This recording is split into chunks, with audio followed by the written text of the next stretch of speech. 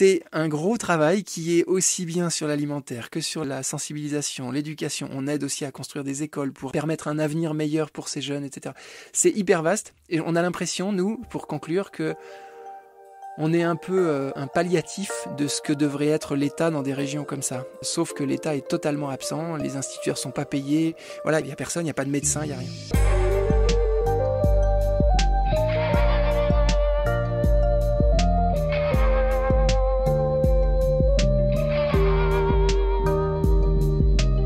Bonjour à tous.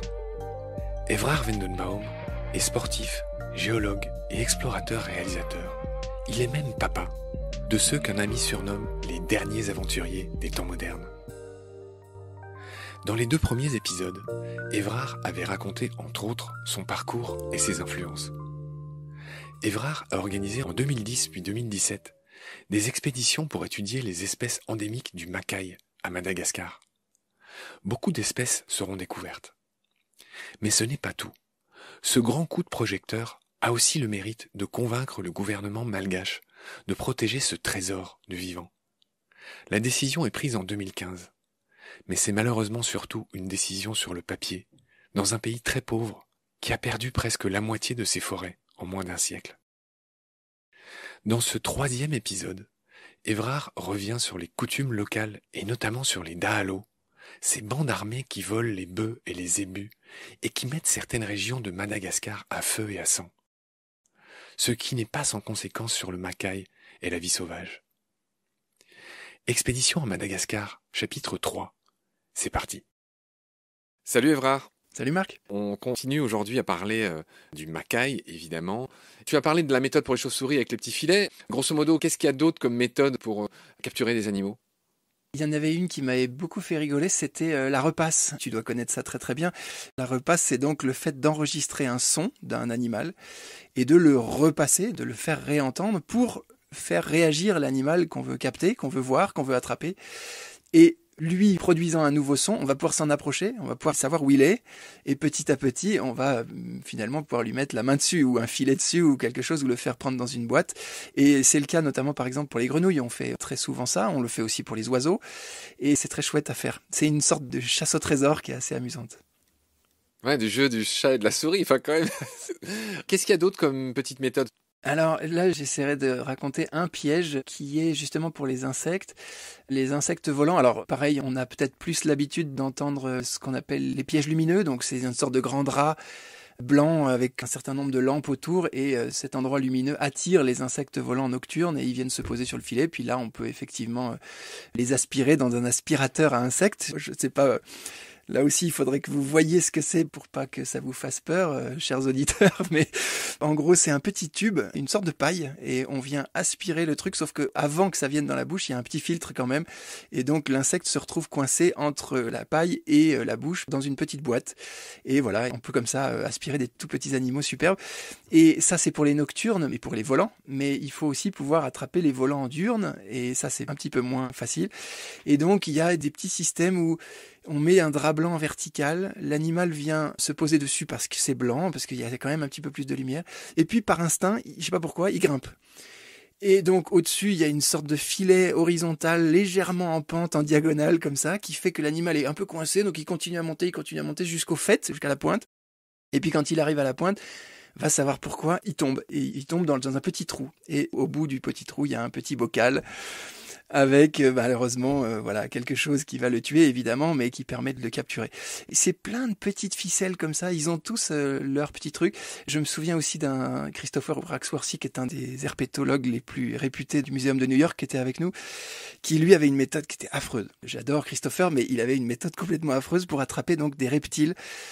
C'était un élastique et il avait fait fabriquer des élastiques spéciaux avec la force spéciale, etc. Et ça lui permettait d'assommer en fait des lézards qui sont tellement rapides que c'est absolument impossible à attraper à la main. Et donc il se mettait à 3 mètres, 4 mètres d'eux, boum, il les assommait et ça laissait juste les 5 secondes nécessaires pour courir sur le lézard, l'attraper. Voilà, parfois c'est des méthodes qui sont pas très jolies, mais c'est assez rigolo à voir. J'ai pas compris comment ça marchait l'élastique. C'est une sorte de lance-pierre ? C'est juste un élastique, comme tu ferais avec un copain, tu lui... Pour déglinguer une mouche, Ouais, exactement. C'est vrai ? Ouais. Mais comment tu peux avoir un lézard avec ça? Là, j'ai du mal à... Eh bah, t'essaieras pas, hein, c'est pas très chouette, je te dis. Non mais genre tu prends juste un élastique et l'extrémité de l'élastique, comment dire, tu le tires vers toi et puis tu le lâches et ça vient percuter le lézard, c'est ça? Ouais, c'est ça. Ça vient l'assommer un peu et ça le secoue. Alors, il faut le faire avec un dosage pas trop violent, sinon tu peux même le tuer, j'imagine, si tu tapes trop fort. Ouais. Mais l'élastique lui-même vient frapper le lézard et le lézard est un petit peu choqué pendant quelques secondes et ça suffit pour aller l'attraper.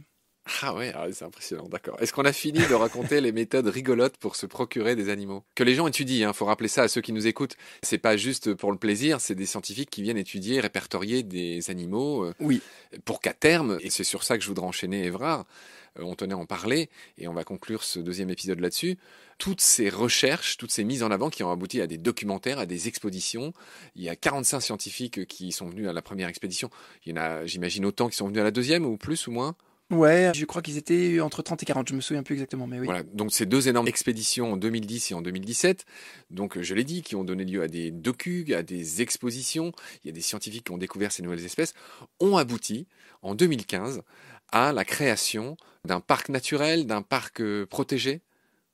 Alors, le jargon veut qu'on appelle ça une aire protégée, qui n'a pas encore de statut, donc ça s'appelle tout simplement une aire protégée. Au départ, c'est une aire protégée temporaire, c'est-à-dire que l'État malgache octroie à ce territoire un certain temps où, ok, on met ça sous un statut particulier, mais il va falloir l'affiner. Et ce statut va être affiné une fois qu'on aura prouvé des capacités de gestion, l'intérêt des populations, la capacité, enfin bref, tout un tas de choses, et on va pouvoir lui donner un statut type parc national, par exemple. Mais est-ce que ça veut dire que, par exemple, on n'a pas le droit de créer de nouvelles mines d'extraction dans ce territoire? Est-ce que ça veut dire que tous les paysans autour, ils n'ont plus le droit de faire du feu? Concrètement, c'est protégé ou pas? Alors, encore une bonne question, Marc. C'est toute la faille, je dirais, de ce système. C'est que on dit, et le statut dit, il y a un décret qui dit que c'est une aire protégée, mais dans les faits, réellement, concrètement, sur le terrain, il n'y a absolument rien qui est mis en œuvre par l'État malgache pour que ce soit protégé. C'est-à-dire qu'il n'y a même pas de rangers, il n'y a pas de gens qui montent la garde avec des flingues? Rien. Absolument rien. Ah, et donc... en l'occurrence, on en parlera un petit peu après peut-être, mais ce serait pas bon de toute façon d'avoir des rangers avec des gardes armés, etc. Parce que c'est déjà le Far West, hein, le Mackay. Donc si on continue à ajouter des armes et des méthodes, on va dire, répressives, c'est sûr que ça va créer beaucoup plus de violence et de problèmes que de solutions. Pourquoi tu dis que c'est le Far West? Tu disais qu'il y avait des brigands, des voleurs de zébus. Voilà, j'en parlais un tout petit peu tout à l'heure, effectivement. Il y a dans le Mackay, c'est pas une légende, hein, c'est une vérité, il y a un phénomène qu'on appelle le daalisme. Alors ça existe absolument partout à Madagascar, mais c'est très présent dans l'ouest et notamment dans le sud-ouest de Madagascar. Et le daalisme est donc le fait d'aller voler des zébus. Seulement, initialement, ce phénomène-là était plutôt très limité. C'était un homme qui allait, au moment de sa fin d'adolescence, on va dire, de son passage à l'âge adulte, et notamment au moment où il voulait la main d'une femme, il devait prouver son courage et aller voler un zébu dans un village voisin, ou je sais pas où exactement, et le ramener en dot, en récompense, si je puis dire, voilà, pour la famille de sa future promise. Tant que c'était un zébu volé par-ci, un zébu volé par-là, ça allait bien. Mais depuis une bonne quinzaine d'années, ce phénomène est monté en puissance et ce n'est plus du tout un zébu, c'est des zébus, des troupeaux entiers, c'est des groupes maintenant qui sont armés. C'est pas un petit gars tout seul qui va de nuit voler un zébu à l'autre bout de la région, mais c'est des gars qu'on croise nous maintenant, hein, tous les ans dans le Mackay. Ils se déplacent en groupe de 10, 12, 15 personnes. Ils sont tous armés de Kalachnikov, ils sont tous en lien avec l'armée justement, qui leur fournit les armes, moyennant un petit bakshish, un petit truc. Voilà, c'est un véritable phénomène de mafia qui s'est instauré un peu partout et qui crée une insécurité terrible. Et notamment pour les jeunes gens, ils ont tous entre 15 et 25 ans, grand max.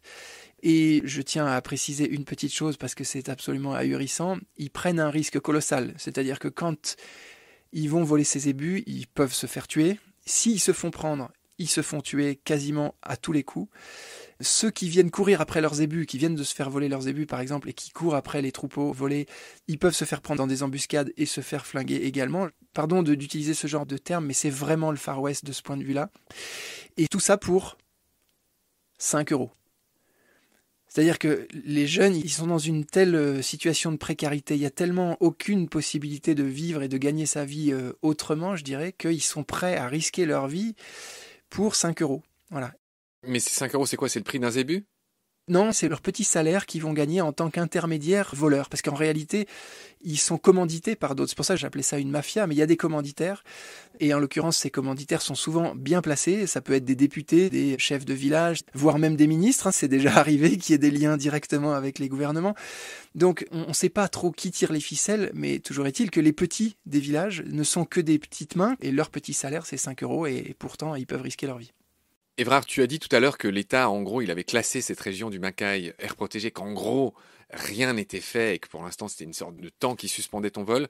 Concrètement, voilà, que peut faire une ONG par rapport à ce bien faire et laisser dire? Alors effectivement, c'est la grande question qu'on se pose depuis pas mal d'années. En tous les cas, on s'est très vite convaincu que l'État ne pouvant rien faire, c'est pas par mauvaise volonté, mais c'est par manque de moyens, très clairement.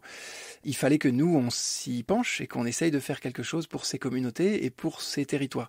Je dis pour ces communautés, je commence tout de suite par là, parce que il est clair et net de notre côté, en tous les cas, que pour protéger un endroit comme ça, il faut d'abord garantir un niveau de vie, un cadre de vie raisonnable et pérenne, voilà, et acceptable pour les communautés environnantes. Tout à l'heure, on évoquait le fait que les dégradations majeures, c'était les feux de brousse.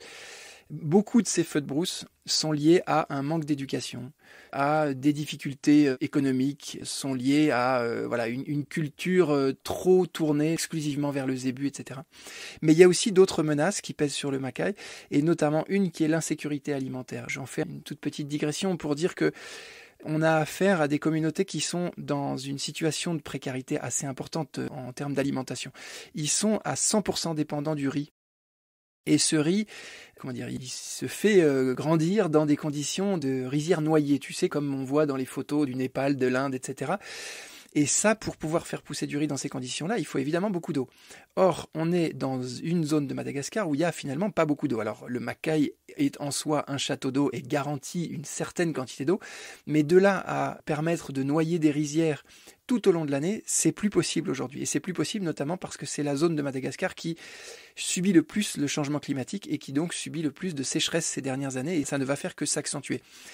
Le fait qu'il y ait donc une monoculture du riz, qu'il y ait plus d'eau dans les rivières ou de moins en moins, qu'il y ait aussi conjointement à cette sécheresse de plus en plus d'invasions de criquets, d'aléas climatiques divers et variés, de crues, de cyclones, de machins, tout ça fait que ils ont de moins en moins de nourriture, et tout ça doit être corrélé au fait qu'il y a de plus en plus de monde, puisqu'il y a aussi une augmentation démographique.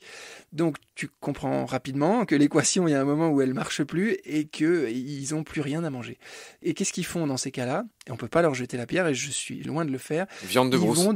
Exactement. Ils vont dans les forêts et ils vont aller chasser les lémuriens, les tenrecs, les chauves-souris, justement, tout ce qui peut se manger, y compris les palmiers, manger les cœurs de palmiers, ils vont manger les tubercules aussi, les racines de certaines plantes, enfin bref, tout ce qui est comestible, ils vont aller le manger.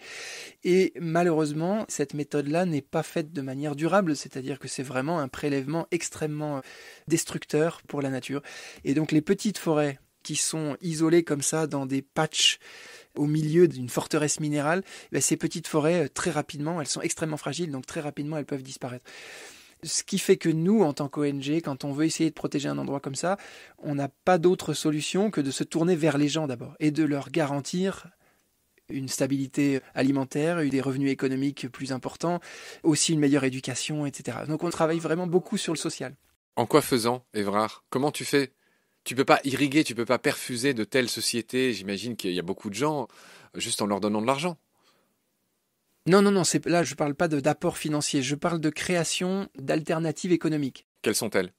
Eh bien, ça peut être par exemple l'apiculture. Nous, on a misé pas mal ces dernières années sur l'apiculture. Alors bien sûr, tu as raison de dire, c'est pas avec une activité d'apiculture qu'on va nourrir ou qu'on va permettre à 100 000 personnes qui vivent autour de tenir le coup.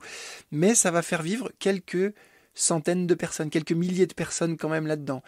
Et puis on va ajouter l'écotourisme. L'écotourisme là-dedans fait aussi vivre quelques dizaines d'autres familles et donc des centaines de personnes, etc., etc. De la pisciculture, des petites choses. Nous, on n'est pas du tout dans une démarche de création d'activités économiques majeures ou par exemple une activité minière où ça va faire vivre des millions de gens, ou des milliers de gens dans une même zone, mais tout détruire. Mais qui va détruire à peu près tout sur son passage, et puis surtout qui est extrêmement risqué parce que le jour où l'entreprise cesse d'être là, c'est tout le secteur qui s'effondre et tous les gens qui sont dans la mouise. Donc nous, on est parti sur plutôt une conjonction, une sorte d'éventail de petites activités économiques complémentaires les unes des autres. Et puis tout ça s'allie également avec de la sensibilisation ou en tout cas un apport de connaissances sur de meilleures méthodes de riziculture, de nouvelles semences, etc. qui vont permettre de combler les lacunes. Parce que le riz, je fais pareil, j'essaye d'être court, hein, pardon Marc. Le riz, en gros, ça pousse par saison. On peut faire pousser du riz plusieurs fois dans une année, mais jamais pour en avoir tout au long de l'année. Il y a toujours immanquablement ce qu'on appelle des périodes de soudure, c'est-à-dire une période entre la précédente récolte et la nouvelle. Et cette période de soudure, c'est là où il y a les principaux problèmes. Pourquoi ? Parce que le riz qu'ils ont produit lors des précédentes cultures, ils vont le vendre le plus vite possible pour avoir de l'argent. Seulement, comme tout le monde le vend à cette même période, le cours du riz est relativement bas.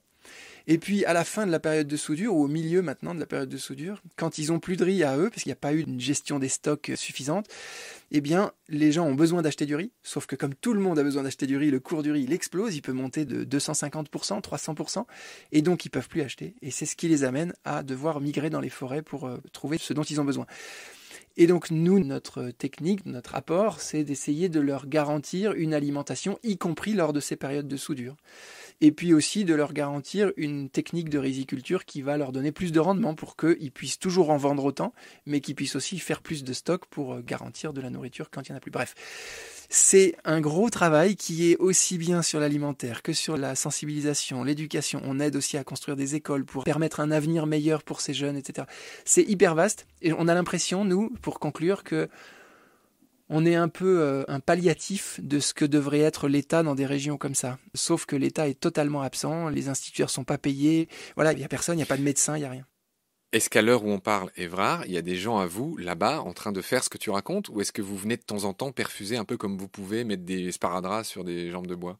Alors, ça a été effectivement le cas pendant quelques années. Au début, il a fallu se trouver, déjà trouver quelle était la méthode, qu'est-ce qu'il fallait faire. Il fallait aussi être accepté par les communautés locales. Donc, tu as raison de dire que parfois, ça se passe comme ça. Il y a un petit peu de perfusion ou en tout cas un petit peu d'apport ponctuel.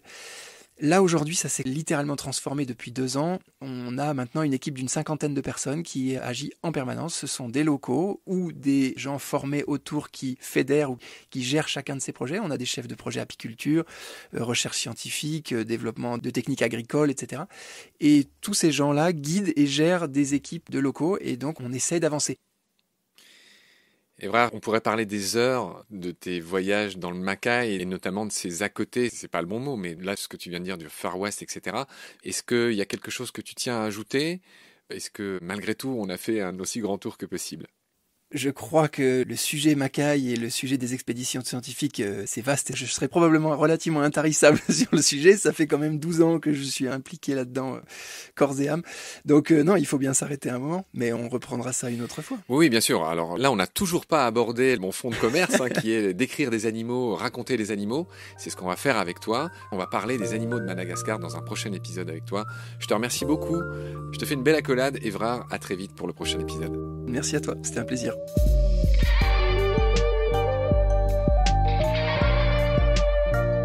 C'est la fin de cet épisode. Merci de l'avoir suivi. Pour continuer, nous avons besoin de votre soutien. Et vous pouvez nous aider simplement, en quelques clics et gratuitement. Il suffit par exemple d'utiliser le moteur de recherche solidaire Lilo.